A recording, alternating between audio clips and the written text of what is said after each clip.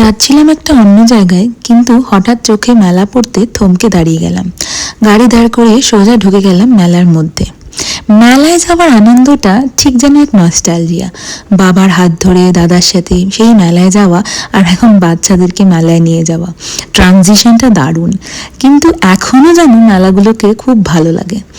যাই হোক, ব্যাঙ্গালোরে তাও বা মেলা দেখতে পাই, কলকাতাতে তো এখন সেরকম একটা মেলা দেখা যায় না, কিন্তু ব্যাঙ্গালোরে প্রায়শই এদিক ওদিক ঠিক মেলা বসতে থাকে।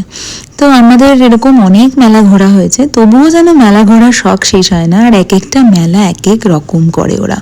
এইটা যেরকম একটা ভীষণ সুন্দর রাস্তার ধারে দোকান বা এরকম ধরনের 3D জাতীয় একটা কিছু করার এরা প্রচেষ্টা করেছে, এবং সেটা নিতান্ত সুন্দর হয়েছে। সত্যি বলতে, আমরা হায়দ্রাবাদ গেছিলাম যখন, তখন এরকম একটা 3D এফেক্টওয়ালা একটা এরকম মিউজিয়ামে আমরা ঢুকেছিলাম। তো বরং ওটার থেকে এগুলো বেশি ভালো লাগছে। এত সুন্দর সুন্দর 3D, বাচ্চারা খুব ছবি তুলেছে দাঁড়িয়ে দাঁড়িয়ে। ওরা বিভিন্ন রকম দেখতে পাবেন এখানে, বিভিন্ন রকম ছবির সাথে 3D এফেক্টগুলোকে ম্যাচ করিয়ে অনেক ছবি তুলেছে। এই মেলার এই আনন্দগুলোকে মিস করা মানে সত্যিই ছোটবেলাটাকে পুরোপুরি মিস করে যাওয়া। ছোটবেলার কথা খুব মনে পড়ে, কিন্তু ছোটবেলায় ফিরে যাওয়া তো আর সম্ভব নয়।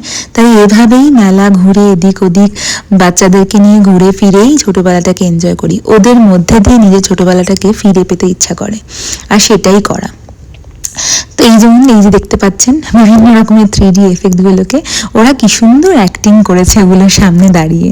খুব ভালো লাগে যখন ওদেরকে এভাবে আনন্দ করতে দেখি।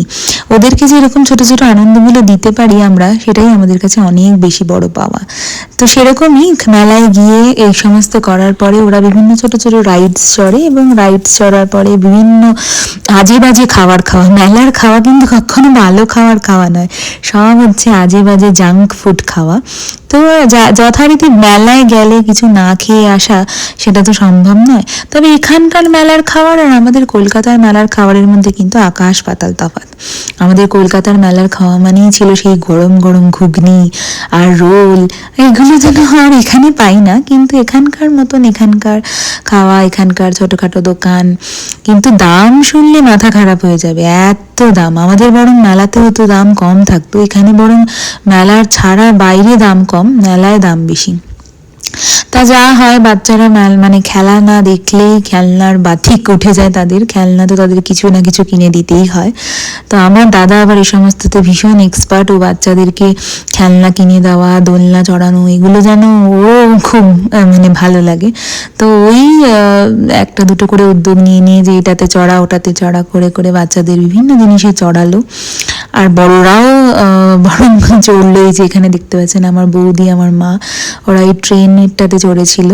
এটাতে আমরাও আগে চড়েছি অনেকবার, কিন্তু তাও বাচ্চাদেরকে ওঠানোর জন্য বড়দের চড়া হয়ে যায়।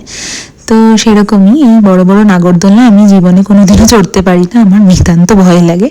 কিন্তু তবু দেখতে ভালো লাগে, বাইরে থেকে দেখতে মানে ওটাকে এনজয় করি। আর এখানে এই যে ট্রেন রাইডটা ওরা এনজয় করছিল বাচ্চাদের সাথে করে নিয়ে গিয়ে। আর সেদিন ছিল পূর্ণিমা, চাঁদটা এত সুন্দর লাগছিল, সেই চাঁদটারও কিছু ক্যাপচার করে নিয়েছি ছবি। আর এই সেই নৌকো, বাবা এগুলো যেন এক ভয়ানক স্মৃতি। এতে উঠে বমি করা, এগুলো জীবনে ভুলবার নয়। তবু যারা এই সমস্ততে চড়তে ভালোবাসেন তাদের জন্য তো এগুলো খুবই রোমাঞ্চকর হয়। কিন্তু আমি এগুলোতে একদম ভীষণ ভয় পাই, তাই আমি নেই। কিন্তু এই বাচ্চারা এনজয় করলো, কিনলো। আর এই যে দেখতে পাচ্ছেন আমার গুণধর ছেলে অনি, যিনি একটা কচ্ছপ কিনে এনেছেন, সেটাকে বালতি ভরে জল নিয়ে গামলায় করে এটাকে এনজয় করছে।